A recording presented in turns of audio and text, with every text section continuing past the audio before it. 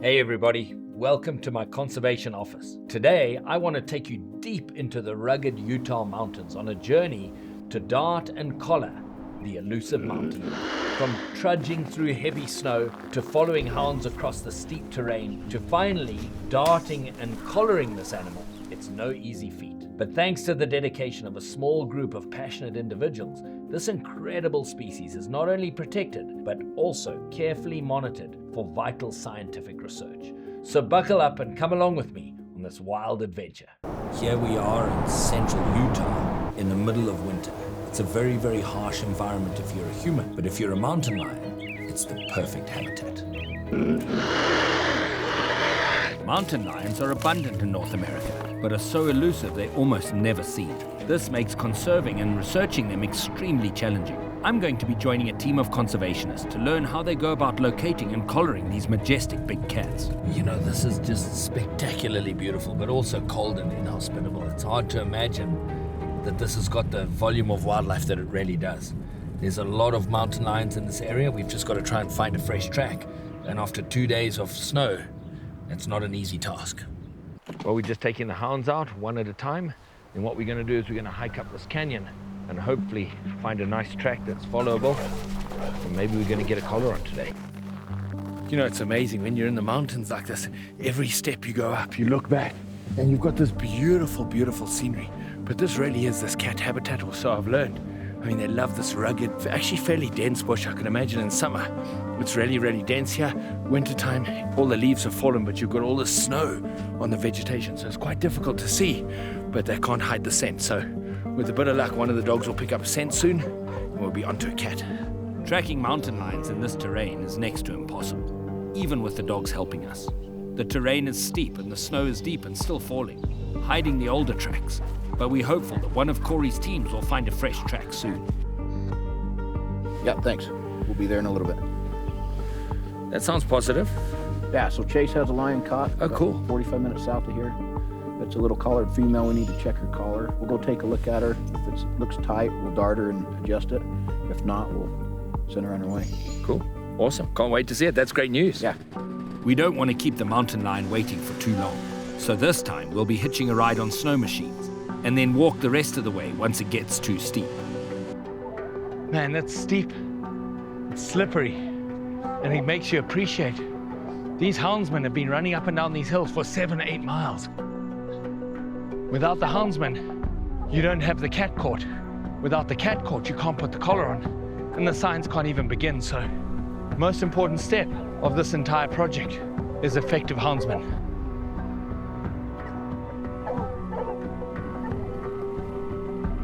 Okay, Ivan, we're about 200 yards from the tree. As we approach the cat, let's just go in slow and quiet. It's pretty safe. We'll tie the dogs back when we get there. The cat's not afraid of them, but it is a little nervous of us, so if anything, it'll jump and run from us. Perfect. The team of vets and scientists have arrived, and it's time to dart this individual. Well, the dart's in. The cat has stayed in the tree, which is really, really good news. It's a small tree, easy to climb if we have to. The dogs have been held, so if the cat does fall out of the tree, they can't get on it and hurt it. So far, everything's going well, but like with anything in wildlife, it can change in a second. Corey prepares the ropes so that Kendra, their undergrad student, can climb up and tether the cat to lower her down.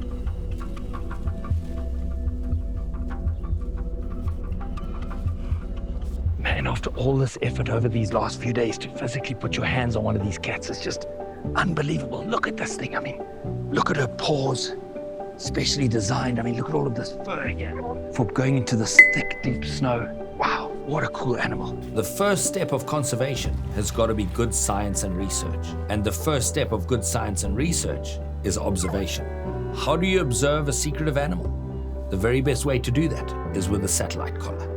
The many layers of skills that surrounded me for this to actually happen. The houndsmen, passionate people climbing up and down these mountains for hours and hours and hours on their quest to catch the cat. The vets and the scientists in the field, carrying all of their equipment and darting this cat, gathering all of this important data. And then into the future, the data analysis that's going to look at that data, draw great information from that data, and use that information for the conservation of these animals. If conservation is backed by such incredible humans, not just mountain lions, but these entire ecosystems have got great hope for the future. Well, this cat is just starting to show a few little signs of being aware, which means we've probably got 10 or 15 minutes before we've got to wrap this up. We've got to get her other collar on. We've got a few samples that are still left to go. I'm holding the oxygen up her nostril. You can see she's starting to blink a little bit. The oximeter is telling us that she's in good shape. Okay, reversal is given. It's time to send her on her way. She'll be drowsy for about 15 minutes, but then will completely recover with no memory of the past few hours.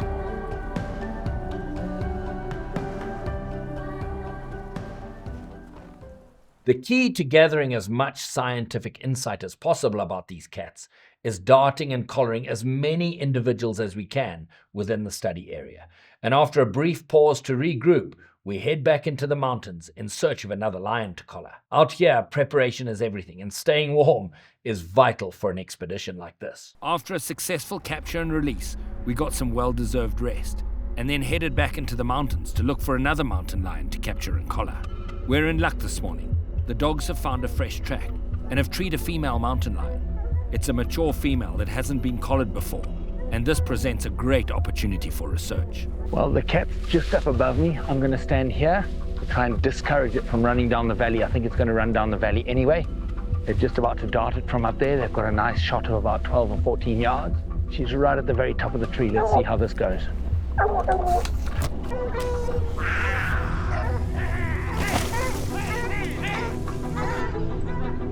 Well, the dart went in. We didn't want her to go to sleep in the top of that tall tree. So we shook the trees a little bit. She jumped down, ran over this ridge, and has gone to sleep in this little tree right here. The drugs take a real long time to act. There's many reasons that could be true. Just staying real quiet so we don't stimulate her any more than necessary. All of this has been a lot of adrenaline, and so the adrenaline counteracts the effect of the drug.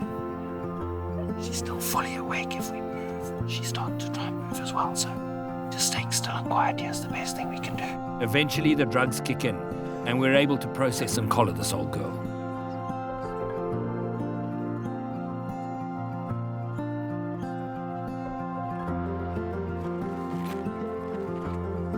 We place her in a good spot and inject the reversal drug. There's something extremely exhilarating and powerful being this close to a wild animal. She wakes up quickly and gives us a warning hiss before moving on. As I sat watching this last cat wake up, I couldn't help thinking back to hours of driving, the snow machine ride, but more importantly, looking around me and seeing this circle of incredibly dedicated people. As I looked at those people sitting around the cat, if you could measure the passion of this group of people, you would see that not just mountain lions, but this entire ecosystem has got great hope for the future. Through studying the mountain lion populations in Utah, the researchers are able to learn valuable information about these elusive cats, knowing how many lions are out there, the size of their territories, and how healthy the prey populations are. Give conservationists the information they need to make informed decisions about the management of the species and the ecosystem as a whole. It was incredible to witness such a dedicated team of people from all different areas, the Utah Houndsman Association, the government departments that were involved, the Brigham Young University students and professors. I mean, really, conservation takes a whole village. And every single one of these people are driven by a deep passion for conservation, working tirelessly to protect and study this elusive big cat. Joining them on their expedition was an absolute privilege. Despite the freezing conditions, the thick snow, and the miles of hiking, every single step was worth it to help safeguard the future of these mountain lions.